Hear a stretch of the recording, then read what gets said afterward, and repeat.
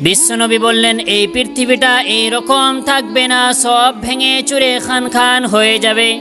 আল কারিয়াতু মাল কারিয়াতু ওয়া মা আদরাকা মাল কারিয়া। বিকট একটা আওয়াজ হবে।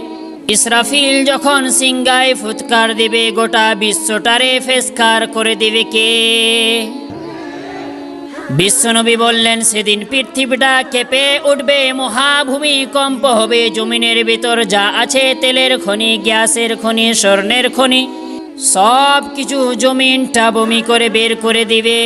আবার বিশ্বনবী বলতে লাগলেন, ইযা রুজ্জাতিল আরদু রাজ্জা ওয়া বুসাতিল জিবালু বাসসা। জমিনটা কেঁপে উঠবে, পাহাড়গুলো ভেঙে চুরে দুমড়ে মুচড়ে যাবে, গোটা বিশ্বটা কেঁপে উঠবে, সাগরের বুকে দাউ দাউ করে আগুন জ্বলবে। সেই দিনটাই হচ্ছে কিয়ামতের দিন। ভর্তি চলছে। লেখাপড়া শিখে যারা